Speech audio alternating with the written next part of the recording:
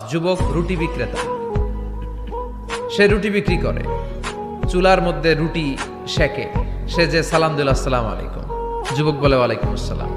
আহমদ বিন হাম্বল বলে, যুবক আমার যাওয়ার জায়গা নেই, সফরে বেরিয়েছি, খুব শীতে কষ্ট পাচ্ছি, রাতে যদি তোমার এই চুলা থেকে একটু আগুন পোহাই কোনো সমস্যা? যুবক বলে, না না সমস্যা না, আহলান ওয়া সাহলান, খুব সামনে আসেন আসেন, আপনি আগুন পোহাইলে আমার সমস্যা কি? সুবহানাল্লাহ পড়েন।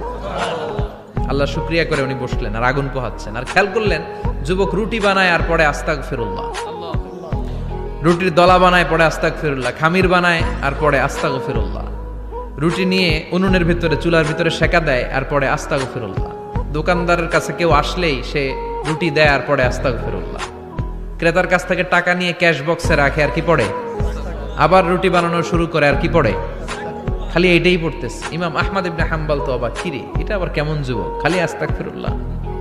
উনি প্রশ্ন করলেন, যুবক ঘটনা কি? আসার পর থেকেই তোমার দেখতেছি তুমি রুটি বানাও, রুটি বিক্রি করো আর পড়ো আস্তাগফিরুল্লাহ, মালাকা ইয়া শাবাব। যুবক বলে, আস্তাগফিরুল্লাহ আমার সবচেয়ে বেশি পছন্দের আমল, আমি সব সময় আঠার মতো ইস্তেগফারের সাথে লেগে থাকি আর সব সময় পড়তে থাকি আস্তাগফিরুল্লাহ, আর এর বদৌলতে আল্লাহ আমারে মুস্তাজাবুদ দাওয়া বানিয়ে দিয়েছে। আহমদ ইবনে হাম্বল তো অবাক, আনতা মুস্তাজাবুদ দাওয়া,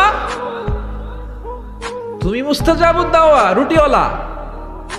আমি এত বছর হাদিস পড়াই, আমিও তো মুস্তাজাবুদ দাওয়া না, আর তুমি রুটি বেচো বাজারে, তুমি মুস্তাজাবুদ দাওয়া, তুমি দোয়া করলেই সব কবুল হয়ে যায়?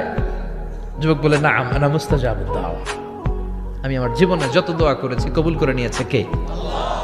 সব দোয়া কবুল করে নিয়েছে আল্লাহ, একটা দোয়া ছাড়া। কয়টা? আহমদ ইবনে হাম্বলের কৌতূহল, কিউরিয়াসিটি আরো বেড়ে গেল, কি সব দোয়া কবুল হয়েছে একটা দোয়া ছাড়া? মাযালিকা দোয়া ইয়া শাব, কি সেই দোয়া?